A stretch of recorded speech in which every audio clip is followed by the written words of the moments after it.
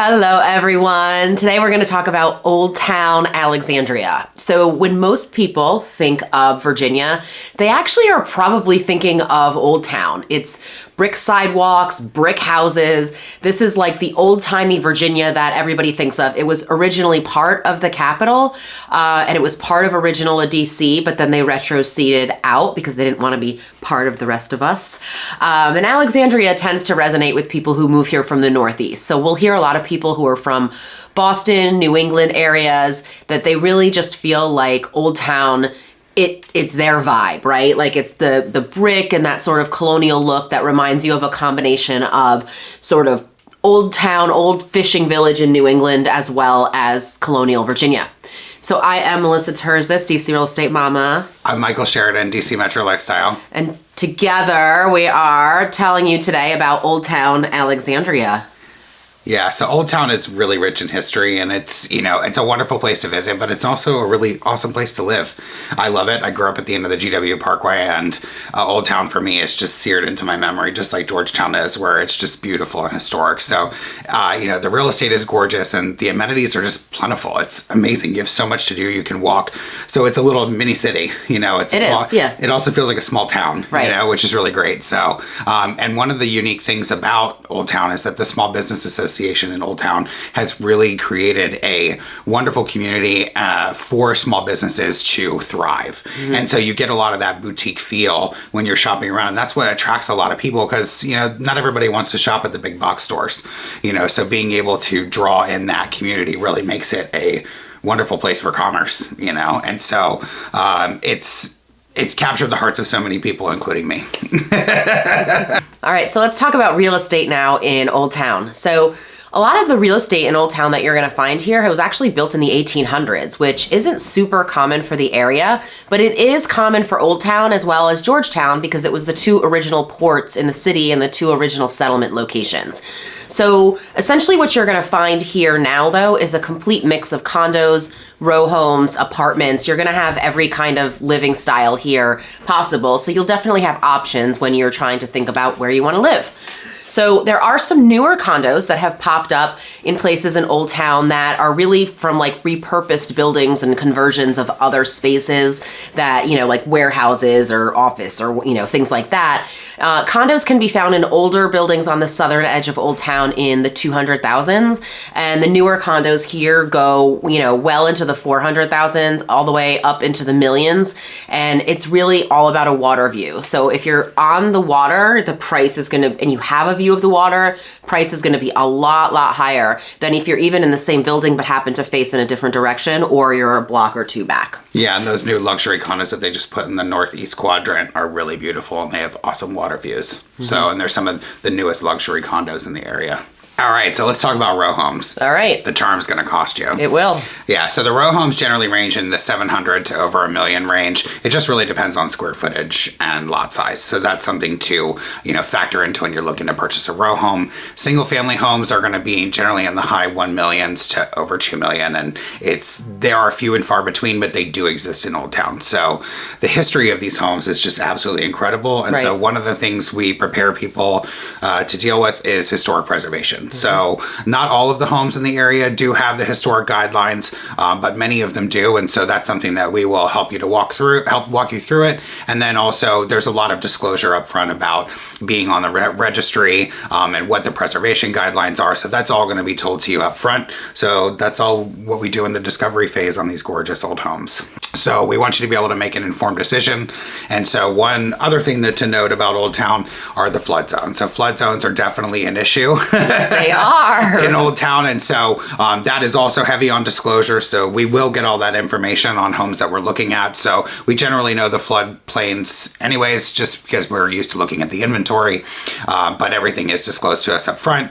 And don't think just because you live in a condo that you're immune to the flood zones. You're just going to pay it in a different way. You're not going to pay the insurer directly. It's going to be factored into your condo fees. Right. So knowing about the flood zones and understanding them and understanding also that the prices can fluctuate is something to factor in when you're buying real estate in Old Town. Right. Right. And the other thing to think about is not just necessarily damage to property, but the ability to get back home when there's like really bad storms. So a lot of those very low-lying parts of Alexandria at the very southern edge of Old Town. I mean, there were the derechos and stuff like, in 2011, 2012, where like people couldn't get home for 3 days because the roads were completely blocked off. So that's just kind of something else to take into account. Yep. All right, let's talk now about fun. When it comes to fun, Old Town kind of wins this one. I don't know who they're competing against, but they win. Yeah. It's hard to compete with the waterfront, right, that they've got. They've got just great, area of geography here in the DC area. So you want to take one of the Potomac River cruises and see the monuments from a boat? You can do that from here. You could also take a water taxi. They go over to all points on the DC side and the Maryland side if you want to do the National Harbor as well. So that's another option. The Torpedo Factory actually used to be a munitions manufacturing building, and that is now a place for artists to show their work, as well as some condos that are in there. So Old Town also has a farmer's market, which happens to be the oldest continuously run farmer's market. Guess who used to sell their fruits and vegetables there, Michael? George Washington. Hooray! You got it! So this is open from 7 until noon on Saturdays. There's also a place called the AR Workshop, which hosts art classes for all ages, kids to adults. Yeah. And then there are parades and festivals running amok in Old Town. Yes. There's a summer festival. There's a car and fashion festival that they called the Speed and Style. Yeah. There's also your favorite. The Scottish Walk. Scottish Walk. Yeah, it signifies the holidays are here. It's a really incredible parade to watch, and everybody gets together. It's a really big deal. And so it's one of the things I love to do as a part of Christmas for me. Yep. You love Christmas. I do. I'm a fanatic. Another fun thing you'll want to do is the Spite House at 523 Queen Street. This is the Hollandsburg House. It was built in 1830 by John Hollandsburg. It used to just be a little tiny piece of land between two houses, and John Hollandsburg got mad because people used to park their horses there, and then their horses used to poop and he had to smell it at his window, so he decided to just build a house there, and guess what? Somebody actually lives there. Yeah, it's so cool. Yeah. All right, what's for eats, Michael? There's so many choices. It's hard to cover everything, but there's American, there's French, there's sushi, there's barbecue, there's seafood, and the choices are just endless. And so some of our favorites are Ada's on the River. Absolutely love the view, and the food is incredible. And Virtue Feed and Grain, which I love, also down on the water. Their food's solid. They've been there for a long time. Really love the choices. And also one of my favorites for a very long time is the Pita House. Amazing, authentic Lebanese food. Ooh. Yeah, really good. And so finding authentic Lebanese food in the area is very difficult, and it's a really great place to go. So no matter what your mood, Old Town has it. Yep. It really does. It's really an awesome place. What about dessert? Yeah, so one of my favorite things to do is go down and get ice cream from Pops. Ice cream, and take it and walk along the water, go sit down, go people watch. It's so much fun. That's probably one of my favorite places to get dessert. And it's just a really old school little ice cream shop. Mm-hmm. I absolutely love it. So, and if you love fresh bread, go to Fresh Baguette. It's an awesome bakery. They make all their bread fresh daily. Very, very good. Hence the name. Yes. And their pastries and sandwiches are awesome. So good. So, and then when it comes to grocery stores, Old Town is not lacking for grocery stores. Right. So there is a lot in the surrounding areas around Old Town, but the main ones, Harris Teeter, Trader Joe's, Whole Foods, Balducci's, and then there's a Giant and a Target and everything kind of sprinkled in and around. But right. I mean, for food options and shopping, yeah. You can't beat Old Town. Right. It's really great, and everything's walkable. Right. All right, now what about kids in Old Town? Do they kind of mix? Their kids gonna like it there? Well, all right, what happens when the National Guard's armory building burns down? Well, you build a tot lot playground in its place. So there's a little kind of hidden playground here in Old Town. It's for the littles, like under 5, basically. It's just a smaller little playground for the little tykes. But a good place to catch a break during the day. Definitely, like we said, make sure that you bring your kids by the Spite House, because that is pretty cool to see. You don't have to go in because it's a private house. You're just going to walk by.